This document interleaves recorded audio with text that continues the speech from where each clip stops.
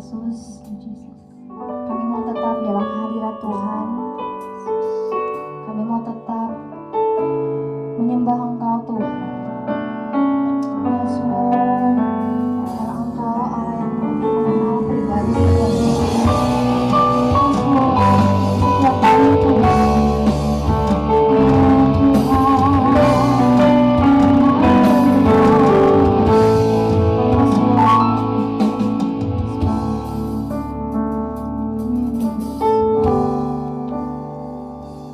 Seperti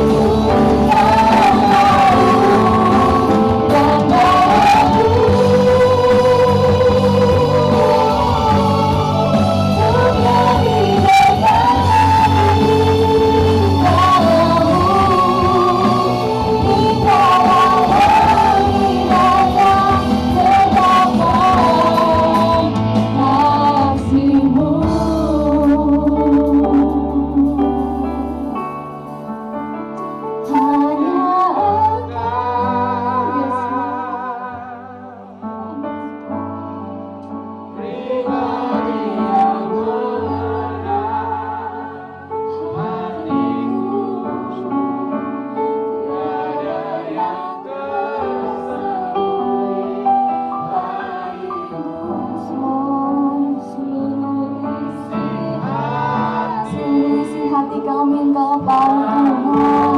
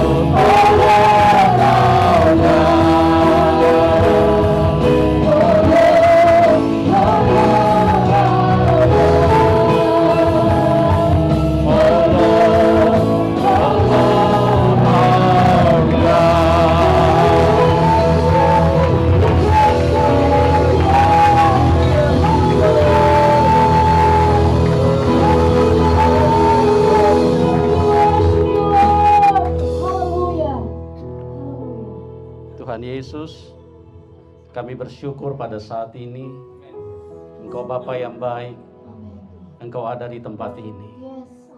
Karena Engkau mengasihi kami. Dan kami percaya bahwa Tuhan punya sesuatu yang luar biasa yang akan dibagikan kepada kami pada saat ini. Terima kasih Tuhan. Kami bersyukur dan kami sangat berterima kasih. Pada saat ini kami sama-sama berdoa Tuhan. Di dalam nama di atas segala nama. Di dalam nama Tuhan Yesus. Kami berdoa, izin pembangunan gereja segera keluar. Dalam nama Tuhan Yesus. Dalam nama Tuhan Yesus. Dalam nama Tuhan Yesus. Izin pembangunan gereja segera keluar dalam nama Tuhan Yesus.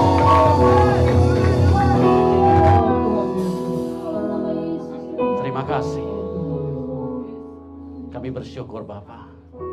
Dan kami akan melihat kemuliaan Tuhan dinyatakan di tempat ini. Terima kasih Bapa. Kami siap diberkati Tuhan di dalam nama Tuhan Yesus. Semua yang percaya berkata amin. Puji Tuhan, silakan duduk Bapak Ibu.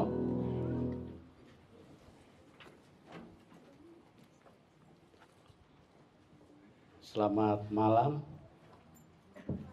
Ya, apa kabar Bapak Ibu? Luar biasa. Puji Tuhan.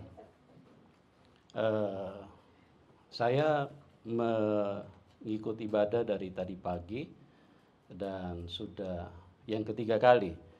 Saya memperhatikan bahwa jemaat luar biasa dari pagi sampai malam penuh terus. Dan satu hal yang saya mengerti di dalam firman Tuhan,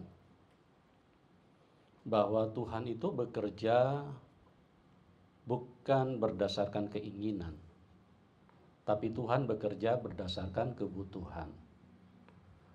Dan karena saya tahu betul di dalam roh saya merasakan bahwa jemaat di tempat ini sangat membutuhkan tempat yang lebih besar. Maka saya yakin percaya bahwa Tuhan akan segera merealisasikan buat jemaat di tempat ini. Ya, Tuhan bekerja bukan berdasarkan keinginan kita, tapi berdasarkan kebutuhan kita. Punya satu istri, itu kebutuhan. Punya satu suami, kebutuhan. Tapi kalau punya dua istri, itu keinginan Bapak Ibu. Itu keinginan yang liar yang muncul di dalam hidup manusia. Dan Tuhan tidak dipengaruhi dengan keinginan manusia. Punya sepatu 5, itu masih tergolong kebutuhan. Tapi kalau punya sepatu sampai 50, itu keinginan. Nah, hal-hal seperti ini kadang-kadang tidak bisa dibedakan oleh umat Tuhan. Biasanya manusia terjebak dengan berbagai keinginan yang liar, yang terus merusak sistem kehidupan. Maka Tuhan pernah mengajarkan kita berdoa di dalam doa Bapa kami. Berikanlah kami makanan hari ini yang secukupnya. Artinya untuk hal-hal lahiriah, Tuhan tidak tertarik untuk membuat Anda menjadi rusak karena keinginan. Karena iblis sangat bermain keras di dalam keinginan-keinginan manusia.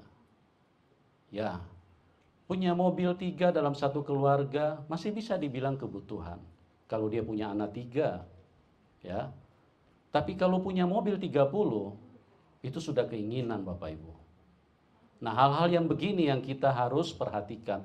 Jadi jangan sampai kita terjebak dengan keinginan-keinginan yang membuat kita jadi susah sendiri, yang membuat kita jadi rusak kemana-mana.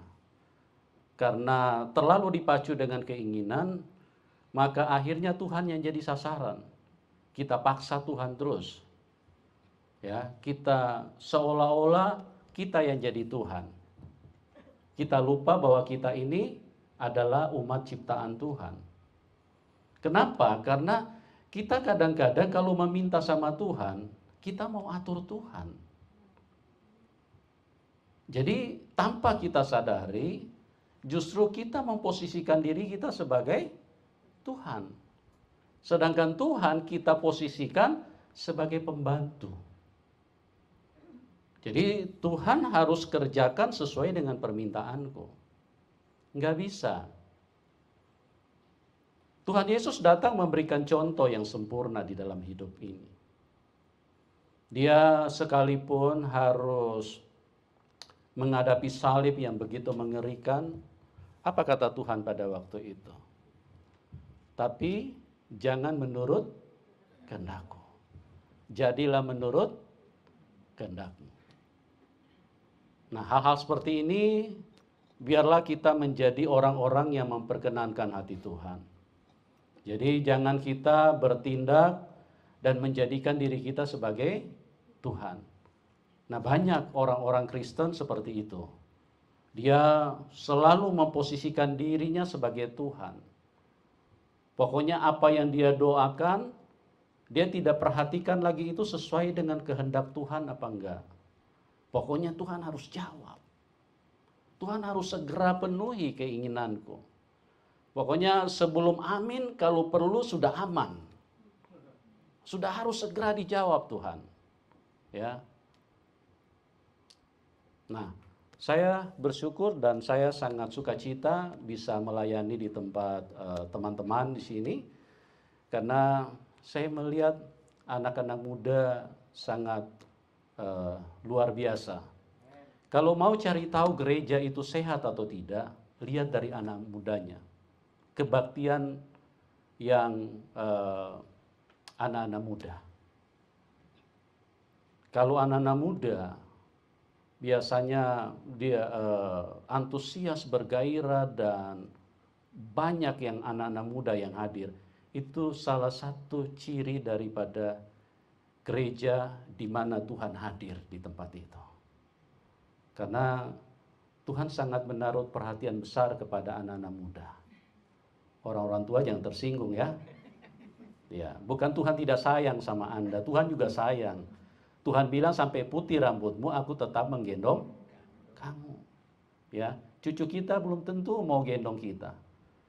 Disuruh pegang ke kamar mandi saja belum tentu dia mau.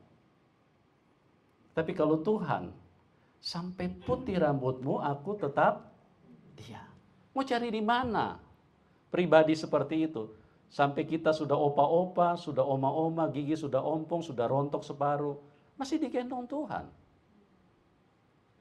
Betapa luar biasanya Tuhan punya sayang. Jadi bukan Tuhan tidak sayang orang-orang tua. Tuhan sayang, semua kasih sayang Tuhan itu sama. Tuhan tidak bedakan. Tetapi Tuhan itu lebih menaruh perhatian besar terhadap anak muda. Kenapa? Karena anak muda itu masih sangat efisien untuk diberdayakan. Masih sangat efisien. Kalau kita lihat dari perjanjian lama sampai perjanjian baru, Tuhan itu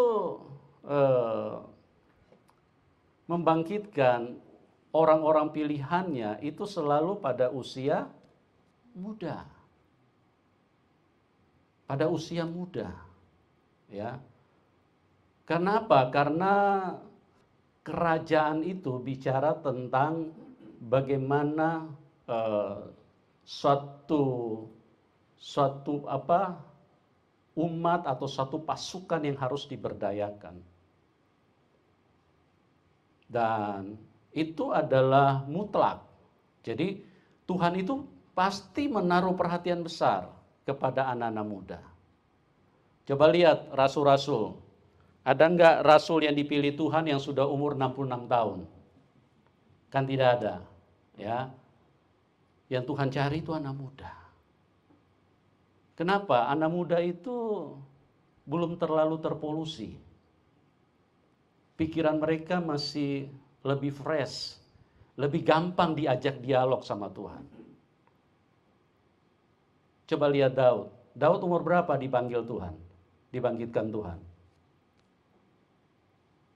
Umur 17. Makanya istilah-istilah sekarang itu sweet 17 itu semua dari Alkitab. Yusuf juga pada waktu umur 17 masih muda. Nah, dunia ini semuanya mengadopsi cara-cara yang ada di dalam Alkitab.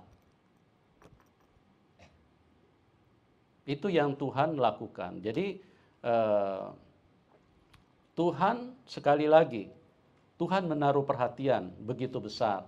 Makanya setan tahu betul kalau Tuhan menaruh perhatian besar kepada anak-anak muda. Dan itulah sebabnya setan juga menaruh serangan yang paling kuat terhadap anak-anak muda. Makanya kita mendengar istilah kenakalan anak-anak muda. Kenakalan.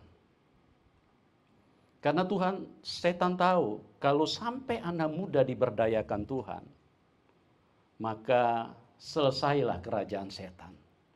Selesailah kerajaan kegelapan. Kalau sampai tentara atau pasukan anak muda bisa dibangkitkan di dalam satu gereja, di dalam satu komunitas, maka di situ akan melumpuhkan semua strategi iblis di dalam hidup manusia. Oleh sebab itu, bersyukurlah Anda yang masih muda sudah ada di dalam gereja. Karena banyak anak muda tidak ada di dalam gereja. Jadi bersyukur bahwa kita ini sebagian besar masih usia muda. Dan itu merupakan satu pertanda bahwa Tuhan yang Maha Baik itu hadir di tempat ini. Ya, karena Dia sangat menaruh perhatian di dalam hidup Anda. Nah, saudaraku yang saya kasih di dalam Tuhan, sebelum kita lanjut masuk di dalam kebenaran firman Tuhan, ada satu hal yang mungkin kalau saya diizinkan untuk sedikit memberikan masukan, untuk kita biasakan kalau menyebutkan, memanggil nama Tuhan, biasakan memanggil dengan benar. Ya, karena apa? Karena saya melihat bahwa ini bukan kesalahan saudara, bukan. Bukan kesalahan gereja saat ini. Karena ini sudah terlalu terbawa cukup lama. Jadi orang menyebut nama Tuhan dengan sembarangan.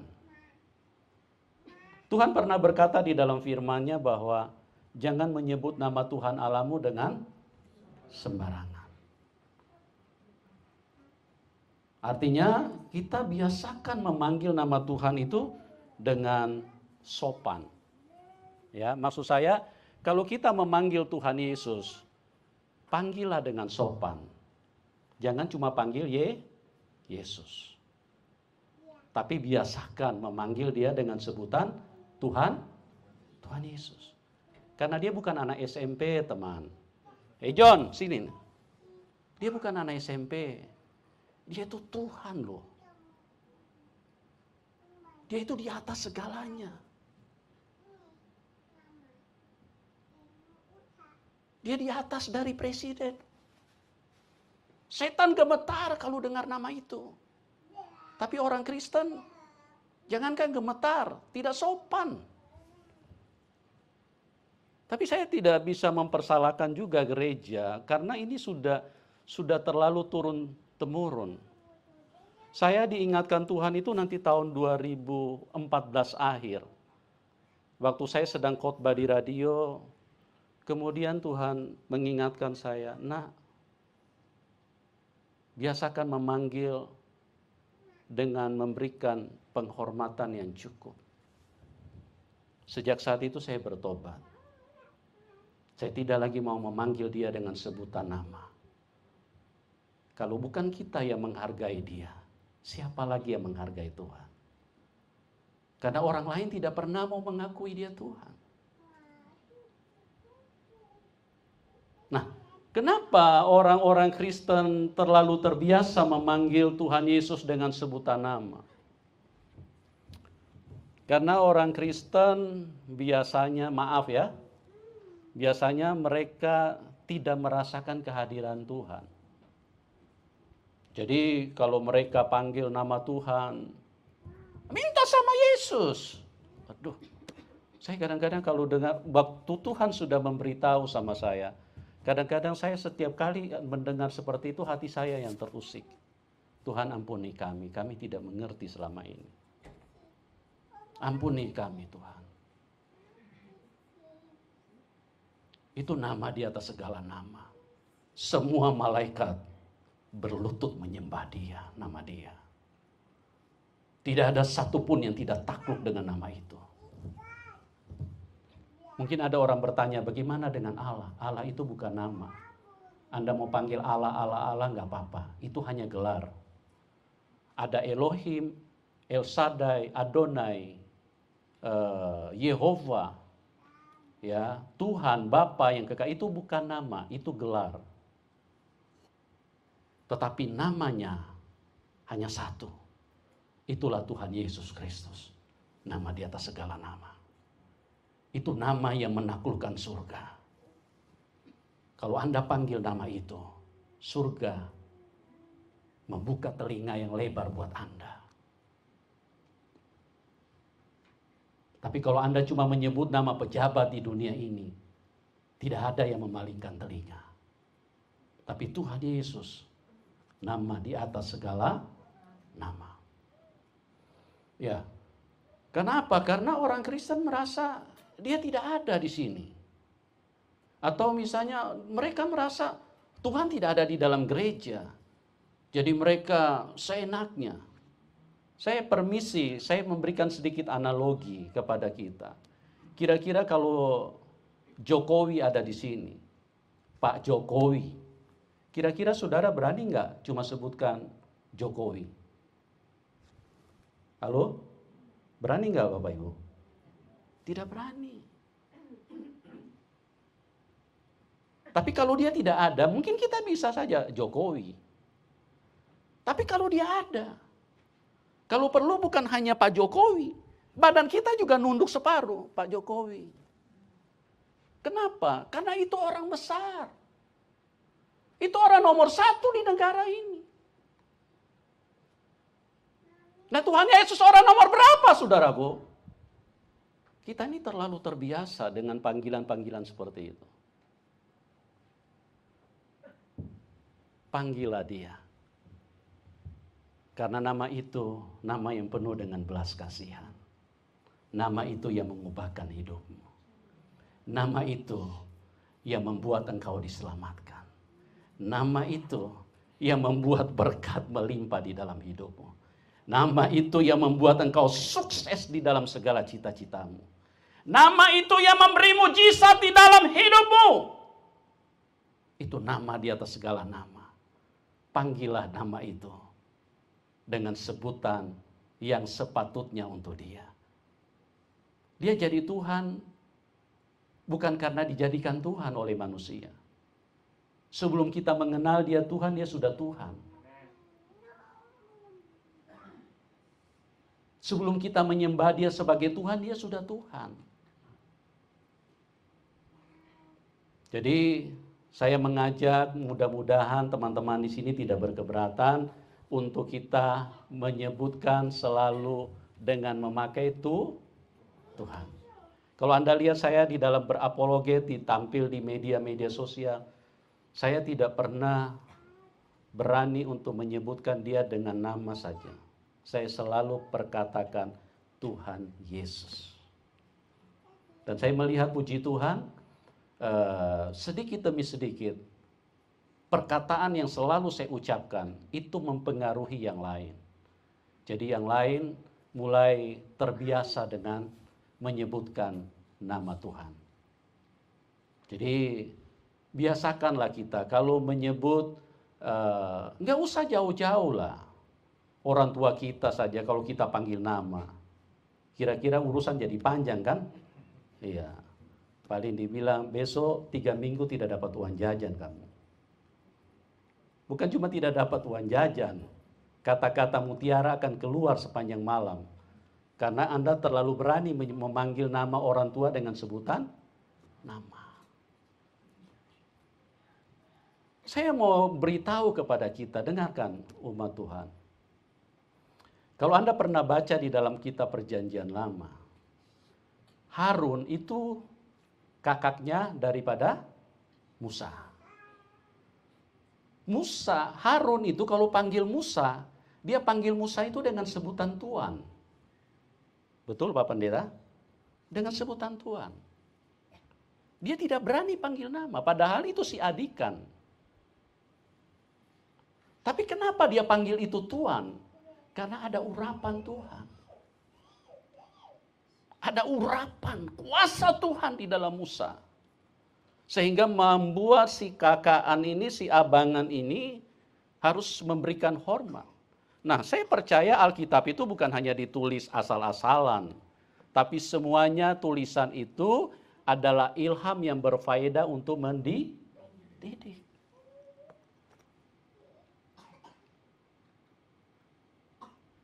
Jadi kenapa Harun memanggil dia Tuan? Ya, siapa yang mengajarkan itu?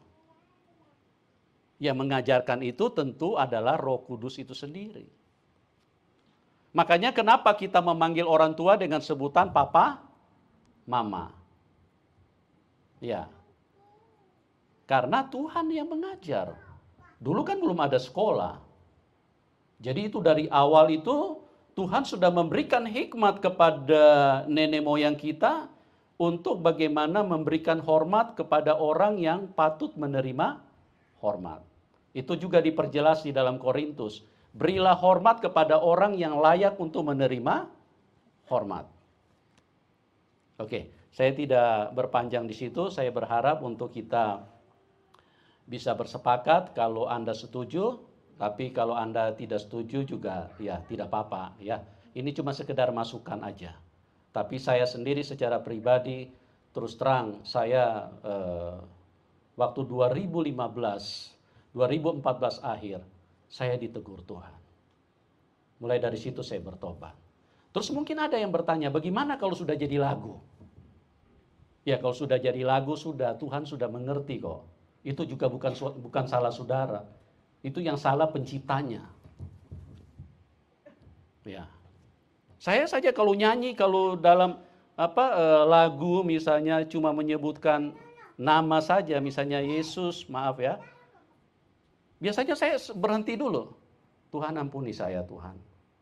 Inilah sudah jadi lagu. Jadi ya sudah kalau sudah jadi lagu tidak apa-apa. Tapi biasakanlah untuk memanggil nama Tuhan dengan penuh hormat. Jangan memanggil nama Tuhan Allahmu dengan sembarangan. Ya, bagaimana dengan Yahweh? Yahweh bukan nama. Yahweh itu gelar. Namanya itu hanya satu. Karena Tuhan kita bukan tiga. Amin. Tuhan itu hanya satu. Cuma dia dalam tiga fungsi, Bapa, Putra, dan Roh Kudus. Tuhan itu hanya satu, tidak pernah tiga. Kalau tiga, bisa kacau hidup kita. Yang harus didengar yang mana? Cuma dia tiga fungsi, ada Bapa, ada Putra, dan ada Roh Kudus. Masing-masing di dalam fungsi. Ya, puji Tuhan, kiranya itu bisa jadi berkat buat kita semua supaya kita mulai untuk selalu berdoa di dalam nama Tuhan Yesus. Kalau kita memanggil selalu di dalam nama Tuhan Yesus. Kalau kita menjelaskan kepada orang lain selalu sebutkan nama Tuhan Yesus. Karena itu nama yang memberikan mujizat di dalam hidupmu. Nama yang sangat luar biasa. Yang akan membawa Anda naik menjadi kepala. Anda tidak akan pernah turun dengan nama itu. Karena hanya nama itu yang naik ke surga. Di luar nama itu, tidak ada yang bisa bawa kita ke surga. Di bawah kolong langit ini, Tidak ada nama lain yang olehnya manusia bisa diselamatkan kecuali di dalam nama Tuhan Yesus. Kisah 4 ayat 12. Di bawah kolong langit ini, ya, saya percaya semua manusia masih tinggal di bawah langit. Kecuali ada yang sudah tinggal di atas langit, nah baru ayat ini tidak perlu. Tapi selama selama manusia masih tinggal di bawah kolong langit, ini namalah yang sangat ajaib. Di dalam nama, tidak ada nama lain yang olehnya manusia bisa diselamatkan. Kecuali di dalam nama Tuhan Yesus. Ya, saudara bersyukur punya nama Tuhan? Ya, bersorak haleluya.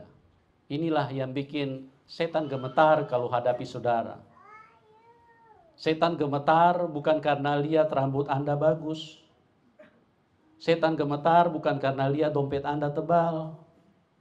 Setan gemetar bukan karena pendidikan Anda tinggi, bukan. Tapi ada nama itu yang hidup di dalammu. Nama di atas segala nama. Nama yang menggoncang segala keberadaan.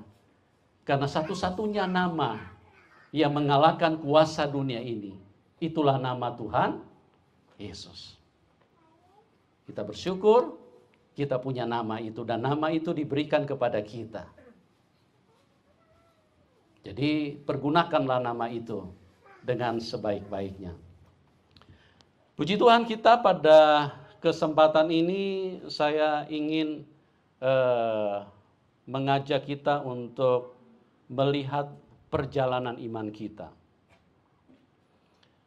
Karena dalam perjalanan iman kita banyak orang yang kandas di tengah jalan. Banyak orang yang mundur di tengah jalan. Banyak orang yang meninggalkan Tuhan. Dan banyak orang yang tidak sampai kepada kekekalan. Karena imannya terbentur satu dan lain hal. Nah, kita melihat, kita coba buka di dalam Yohanes 7 ayat yang ke-7. Coba kita lihat.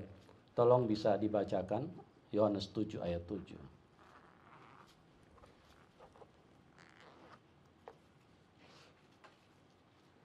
Ya, dunia tidak dapat membenci kamu, tetapi ia membenci aku. Sebab aku bersaksi tentang dia, bahwa pekerjaannya jahat. Jadi kenapa Tuhan Yesus itu tidak bisa diterima oleh dunia ini? Kenapa Tuhan Yesus itu tidak dapat kamar pada waktu dia turun ke dalam dunia? Karena tidak ada dapat kamar, sehingga dia harus lahir di kandang domba. Kenapa seperti itu? Padahal dia adalah raja di atas segala raja. Seharusnya Tuhan Yesus pada waktu itu lahir di Bethlehem, di kota Daud. Daud adalah nenek moyang dari Yusuf dan Maria. Pada waktu sudah tiba saatnya Maria mau melahirkan, kan pada waktu itu sensus penduduk diberlakukan di daerah sekitarnya. Dan apa yang terjadi? Karena setiap orang harus kembali ke daerah masing-masing. Tuhan Yesus yang ada di dalam rahim Maria itu pada saat itu berada di Bethlehem. Bethlehem itu kota Daud. Nah, kenapa? Kok tidak ada satupun manusia yang memberikan ruang buat Tuhan, memberikan kamar buat Tuhan? Padahal seharusnya Maria kan pulang kampung pada waktu itu. Seharusnya Maria mendapatkan sambutan yang luar biasa. Lama bertahun-tahun di negeri orang. Ini baru pulang kampung loh. Kenapa dia tidak mendapatkan tempat pada waktu itu? Kenapa mereka ditolak? Seolah-olah manusia pada waktu itu tidak punya belas kasihan sedikit pun. Semua rumah mengatakan, maaf di rumah kami tidak ada tempat. Maaf di rumah kami tidak ada tempat. Jadi Yusuf dan Maria keliling dari satu blok ke blok yang lain. Semua mengatakan sama. Maaf di rumah kami tidak ada tempat. Karena saking semuanya mengatakan hal yang sama. Sudah tidak ada tempat buat mereka. Maka satu-satunya jalan, Yusuf dan Maria memilih kandang domba. Memilih kandang domba. Kenapa? Karena Tuhan sudah mau lahir pada waktu itu. Sudah usia 9 bulan kandungannya. Dan sudah tiba saatnya untuk melahirkan. Nah, saya mau beritahu. Jadi peristiwa kelahiran Tuhan di kandang domba itu bukan karena Tuhan menginginkan kesederhanaan. Kan kalau kita dengar khotbah pendeta, oh karena Tuhan sederhana. Makanya dia lahir di kandang domba supaya apa? Supaya semua orang bisa ketemu dia. Bukan. Dia raja di atas segala raja. Dia Tuhan yang maha mulia. Tapi waktu dia ada di dalam dunia, dunia ini marah sekali. Dunia mengeluarkan semua senjata yang terhebat. Untuk apa? Untuk meracuni semua manusia. Supaya jangan ada satupun yang membuka pintu buat Maria dan Yusuf.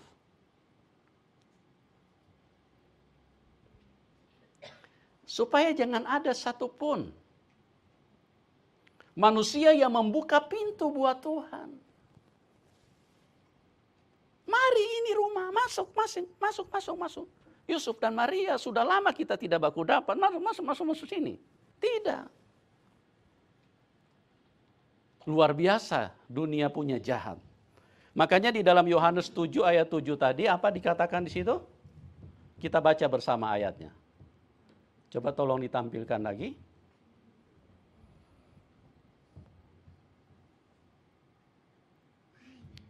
Dua, tiga. Dunia tidak dapat membenci kamu, tetapi ia membenci aku.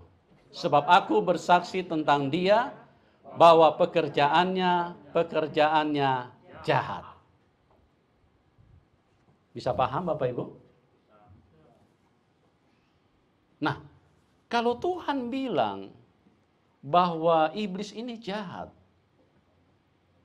kalau Anda tidak garis bawahi, jangan salahkan Tuhan ya sebentar nanti. Jadi kalau Tuhan berkata bahwa iblis ini jahat, ini benar-benar, ini kejahatan tingkat dewa. Ini kejahatan yang luar biasa. Hanya Tuhan yang tahu kejahatan yang ada di dalam iblis. Paulus pernah menganiaya orang Kristen. Bahkan dia pernah membunuh orang-orang Kristen.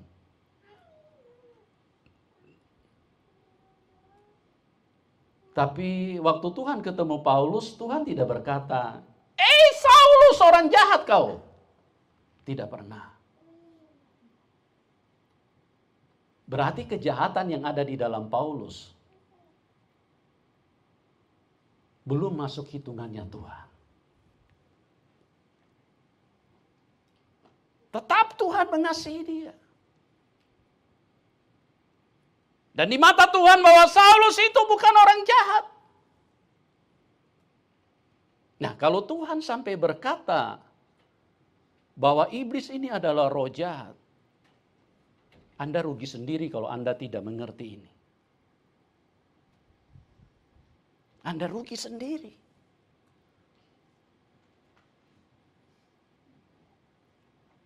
Karena hidupmu bisa berhenti sebentar, bisa berhenti dengan seketika. Karena ini loh, si iblis ini. Yohanes 7 ayat 7.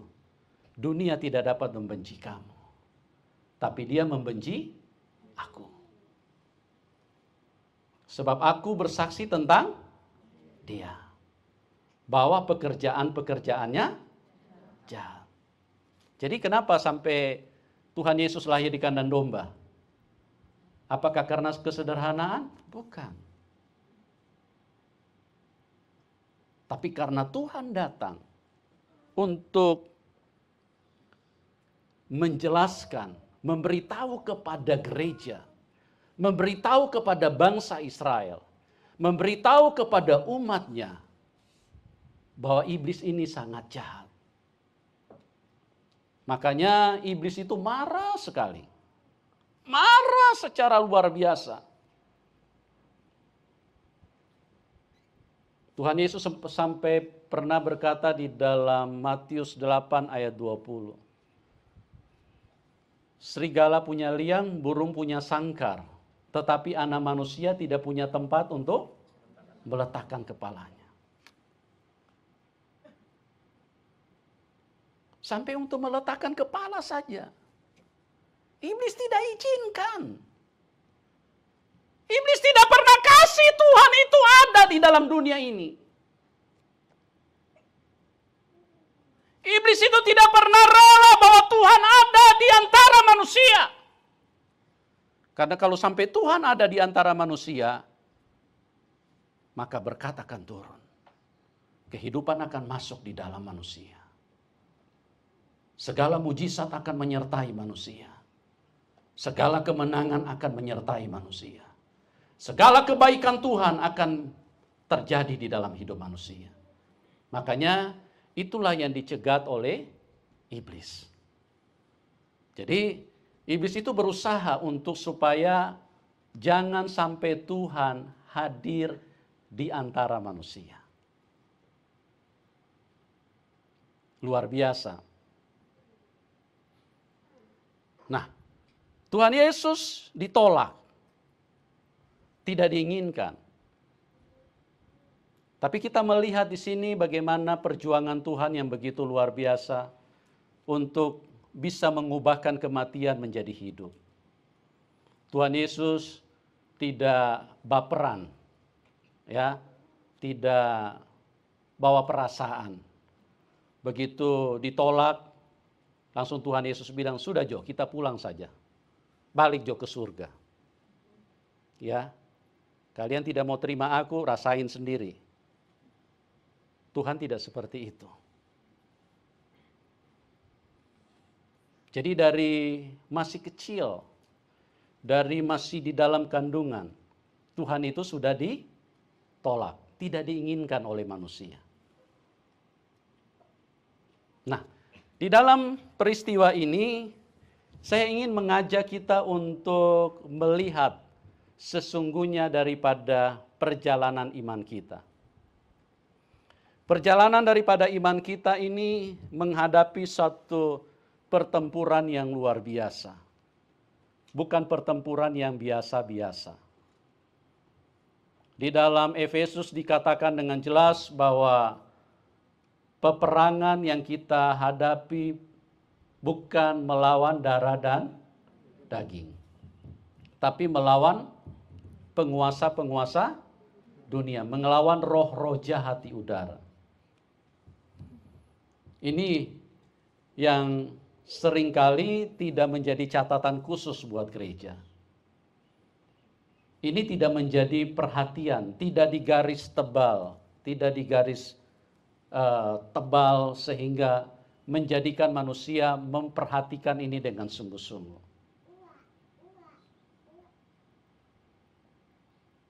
Nah, pada kesempatan ini saya mau mengajak kita untuk melihat betapa luar biasa kebenaran ini yang harus kita tangkap, kita mengerti di dalam kehidupan kita. Karena salah satu kemenangan yang kita rindukan, bagaimana kita bisa mengalahkan musuh-musuh kita, tentu bukan karena kita menghafal lagu. Kemenangan yang bisa kita peroleh bukan karena kita punya jabatan di dalam gereja. Kemenangan yang kita peroleh bukan hanya karena kita banyak hafal ayat Alkitab. Tapi kemenangan yang kita bisa terima, yang disediakan oleh Tuhan, adalah karena kita mengerti kekuatan musuh itu seperti apa. Karena yang kita hadapi itu musuh. Ya, yang kita hadapi bukan puji-pujian. Jadi kalau kita sudah bersorak-sorak, kitalah umat pemenang, terus kemudian kemenangan itu sudah menjadi milik kita, enggak. Itu cuma di lagu. Kita harus kenal kekuatan musuh ini. Kalau kita mengenal kekuatan musuh, maka kita bisa mengalahkannya. Tapi kalau kita tidak kenal kekuatan musuh, maka saya percaya setan gak usah angkat senjata, setan lewat saja kita sudah tumbang semua, saudaraku.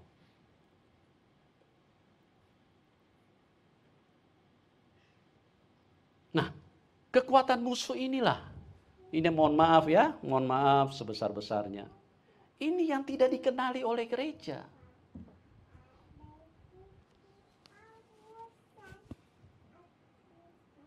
Beberapa tahun yang lalu di Azusa Street, mungkin Bapak Gembala pernah tahu, pernah terjadi kebangunan rohani yang mereka sebut sebagai Pentakosta kedua. Itu kebangunan rohani yang luar biasa. Dari jarak 3 kilometer, orang kalau mau mendekati tempat ibadah itu, mereka harus pegang dinding kuat-kuat. Karena kalau tidak, mereka tidak bisa sampai di tempat ibadah. Karena masih jarak 3 kilometer, mereka sudah bertumbangan jatuh semua. Dan mereka teriak nangis di dalam pertobatan. Hadirat Tuhan begitu kuat pada waktu itu. Tapi saya mau beritahu kepada Anda, kebangunan rohani yang begitu luar biasa, sampai mengguncang dunia, itu hanya bertahan 2 tahun.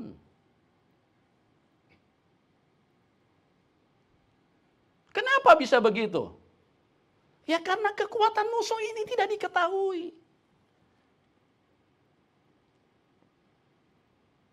Orang pikir kalau sudah berbahasa roh, itu, saya tidak katakan bukan saya katakan bahwa berbahasa roh itu tidak perlu, sangat perlu. Saya kadang-kadang di kamar mandi bahasa roh. Tapi saya mau beritahu Anda bahwa peperangan itu bukan hanya itu.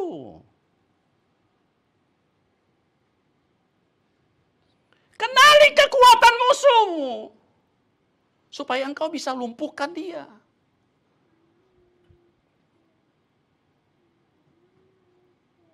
Kita lihat, rasul besar, semua memberikan catatan yang sangat ketat dengan kekuatan dan kemampuan musuh. Kita buka Kisah Rasul 20. Kita baca mulai ayat 26, tolong saya dibantu. Kisah Rasul 20 ayat 26 mulai. Coba, siapa bisa baca? Bisa bantu. Sebab itu pada hari ini aku bersaksi kepadamu bahwa aku bersih. Ya. Tidak bersalah terhadap siapapun yang akan binasa. Ayat terus Pak. Ayat 27. Kasih anak muda saja Pak, kasihan Bapak Gembala. Ya, saya nanti minta maaf nih. Anak muda saja coba, anak muda. Sebab aku tidak lalai memberitakan seluruh maksud Allah. Sebab aku tidak lalai memberitakan seluruh maksud Allah kepadamu. Terus. Karena itu jagalah dirimu dan jagalah seluruh kawanan. Karena kamulah yang ditetapkan Roh Kudus menjadi penilik untuk menggembalakan jemaat Allah yang diperolehnya dengan dengan darah anaknya sendiri. Perhatikan, ini mulai di garis bawah ini. Karena itu jagalah dirimu dan jagalah seluruh kawanan itu. Ini mulai ada sebuah perhatian yang secara khusus Rasul besar, Rasul Paulus, Rasul yang tidak ada taranya. Kenapa saya katakan Rasul besar? Karena sebagian perjanjian baru dipercayakan kepada Paulus. Hampir separuh, bahkan mungkin separuh lebih, itu diwahyukan kepada seorang yang bernama Paulus. Tapi dia memberikan catatan khusus. Karena itu jagalah dirimu dan jagalah seluruh kawanan. Karena kamulah yang ditetapkan Roh Kudus untuk menggembalakan jemaat Allah yang diperolehnya dengan darahnya.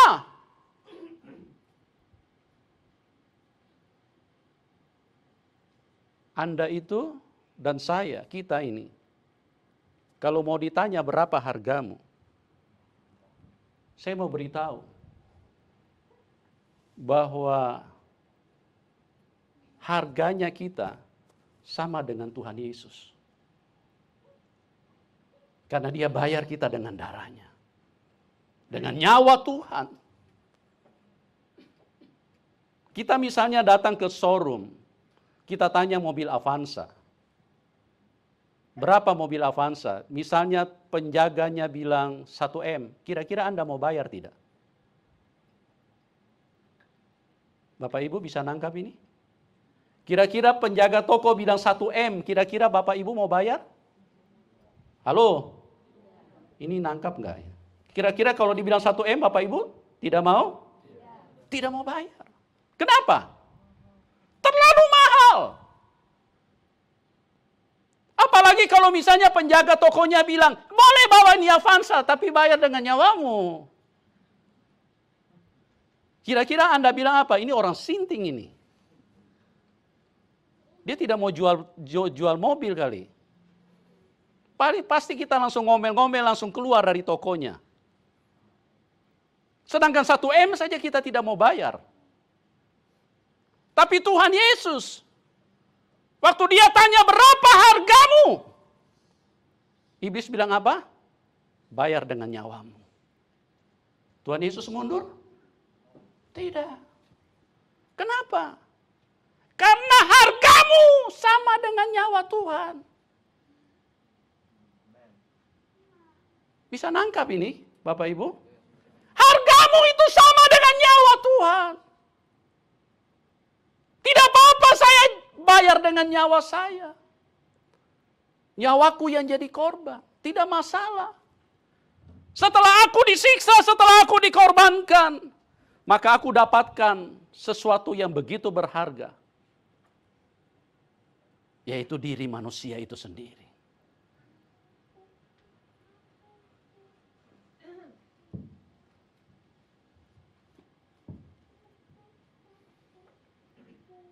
Nah, kita kembali kepada kisah Rasul 20 tadi, ayat 29. Ayat 29. Aku tahu bahwa sesudah aku pergi, serigala-serigala yang ganas akan masuk ke tengah-tengah kamu. Iya. Dan tidak akan menyayangkan kawanan itu. Perhatikan Bapak Ibu. Perhatikan loh. Aku tahu bahwa sesudah kepergianku, apa? Serigala-serigala yang ganas akan masuk ke tengah-tengah kamu. Paulus memberikan satu penekanan yang begitu tajam kepada gereja. Bahwa ada satu bahaya besar yang harus gereja garis bawahi di dalam perjalanan imannya. Yang harus menjadi catatan yang kuat.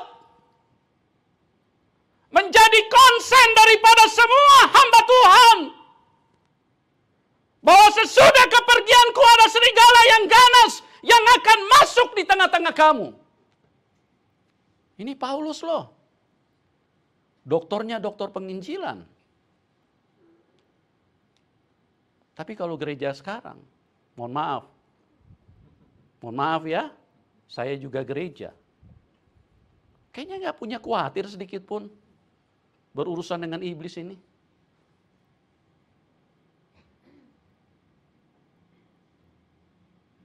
Kita harus kenal kekuatan musuh. Kenapa gereja mula-mula begitu luar biasa lari melejit seperti kayak roket? Karena yang pertama, mereka mengenal kekuatan musuh. Jadi mereka sadar betul bahwa berurusan dengan iblis ini bukan berurusan dengan kata-kata yang ada di dalam lagu. Bukan hanya itu. Ingat, tolong Pak diulang baca Pak, ayat 29. Aku tahu bahwa sesudah aku pergi, serigala yang ganas akan masuk ke tengah-tengah kamu, dan tidak akan menyayangkan kawanan itu. Ya, kalau serigala ketemu domba, domba jadi apa Bapak Ibu? Hah? Jadi onde-onde. Ya, jadi onde-onde. Ini loh Paulus bilang, aku tahu bahwa sesudah kepergianku,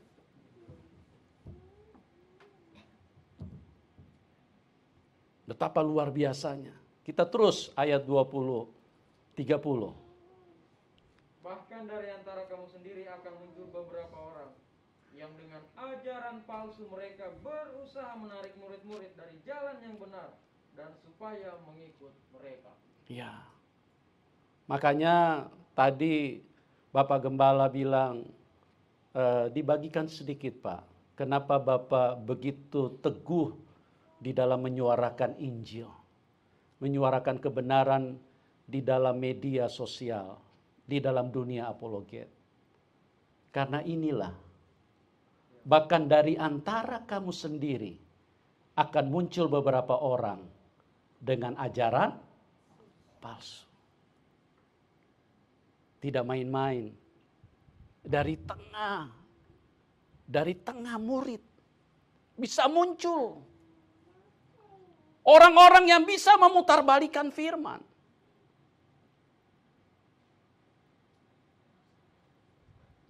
Nah, inilah yang kita harus waspada di dalam hidup ini. Makanya saya terus bersuara, bukan hanya karena kepengen tampil untuk beradu argumentasi, bukan hanya kepengen tampil untuk beradu kebenaran, bukan.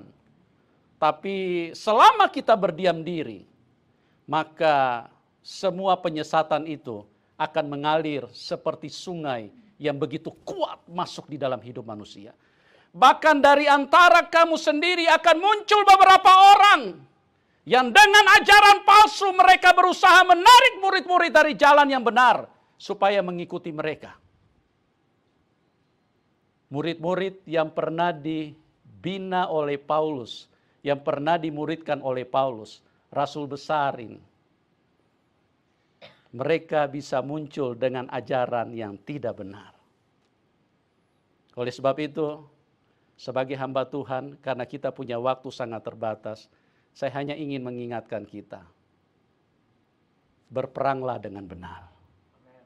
Perjuangan kita bukan melawan darah dan daging. Kalau melawan darah dan daging gampang urusannya. Kalau kita tahu dia bawa 3 orang, kita bawa 10 orang, pasti kita menang. Kalau dia bawa pisau, kita bawa golok, pasti kita menang. Gampang. Tapi kalau urusan roh, hanya satu. Kenali kekuatan musuh, dan saya mau bilang kepada kita bahwa musuh ini terlalu berbahaya buat gereja Tuhan. Terlalu berbahaya. Oleh sebab itu, di dalam Efesus dikatakan Efesus 6, kenakanlah selengkap senjata Allah. Supaya kamu dapat bertahan melawan tipu muslihat iblis. Selengkap senjata Allah. Tidak boleh ada yang kurang. Karena kalau ada yang kurang berarti Anda cari masalah sendiri. Ya, berarti Anda sendiri yang salah. Karena Tuhan sudah mengingatkan itu. Terus Pak, ayat 31. Sebab itu berjaga-jagalah dan ingatlah bahwa aku 3 tahun lamanya siang malam dengan tiada berhenti-hentinya menasihati kamu masing-masing dengan mencucurkan air mata. Iya, ingat 3 tahun lamanya. Siang dan malam. Kalau kita seminggu 1 kali kan? Kalau ibadah tengah minggu masih pakai kalkulasi dulu. Kalau lihat urusan di luar lebih penting, absen saja. Ya kan? Itu. Ini siang dan malam. Dengan tidak berhenti-henti menasihati kamu masing-masing dengan mencucurkan air mata. Ini pekerjaan berat Bapak Ibu. Bukan cuma mencucurkan suara, cuma khotbah, bukan. Mencucurkan air mata. Berdoa. Sebelum saya berdiri di sini, saya bernangis berjam-jam di hadapan Tuhan. Karena saya tahu Anda tidak butuh kata-kata dari saya. Yang kita butuhkan adalah hikmat Tuhan. Karena hikmat Tuhan itulah yang bisa membawa kita kepada pengertian yang benar.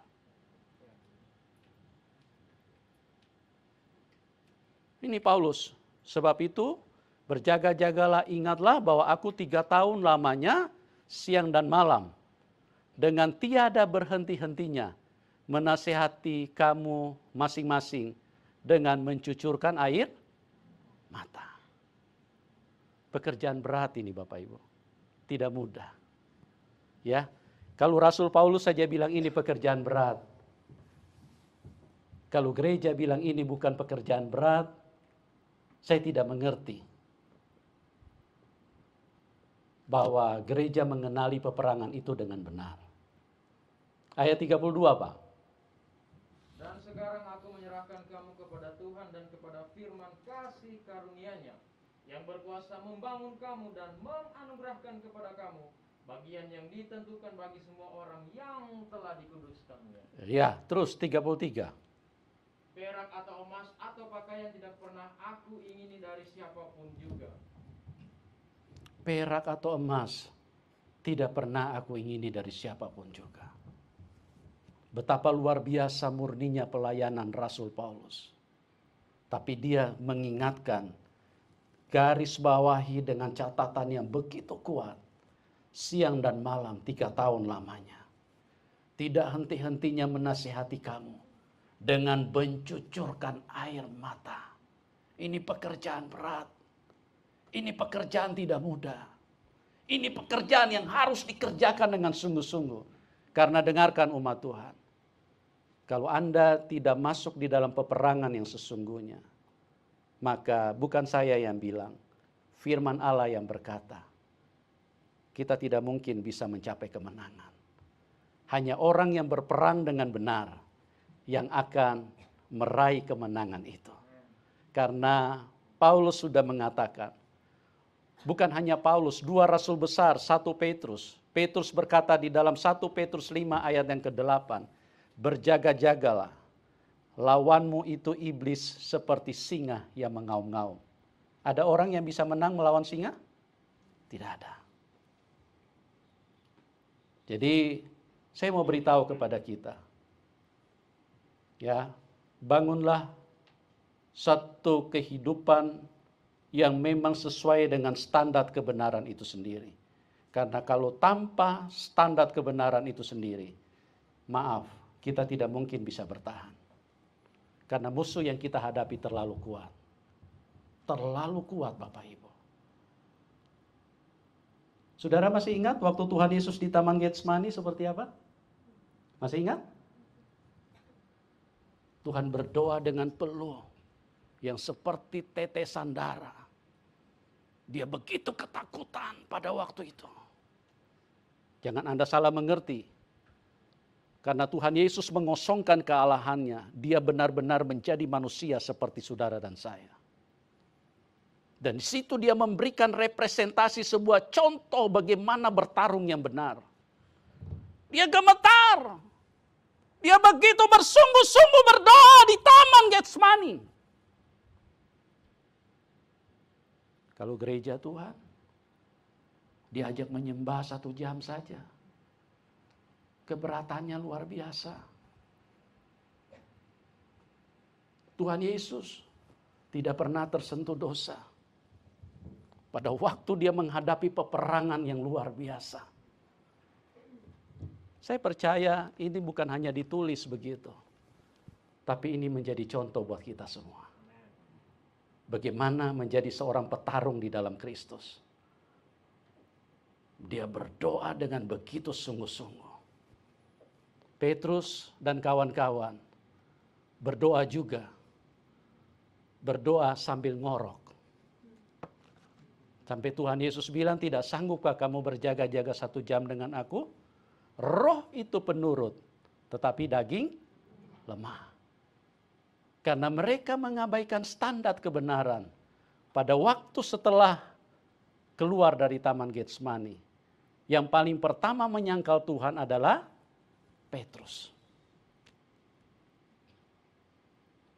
Jadilah orang yang berkemenangan sesuai dengan kebenaran yang sudah dituliskan di dalam Alkitab. Jangan bermain-main dengan dunia ini.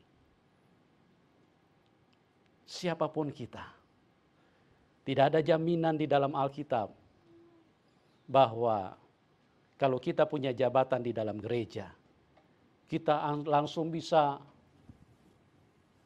cespleng, langsung di surga kita. Enggak. Maaf Bapak Ibu.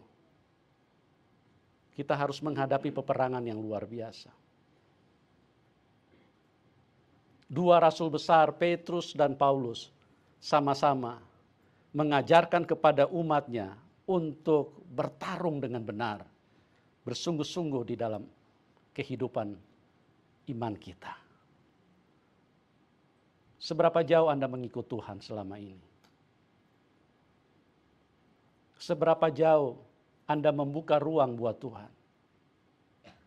Seberapa jauh Anda melakukannya? Atau mungkin kita sama seperti bangsa Israel. Kita berkata, maaf, di rumah kami tidak ada tempat. Akhirnya Tuhan harus mutar lagi cari tempat yang lain. Tuhan Yesus mengasihi kita semua. Mari kita bangkit berdiri.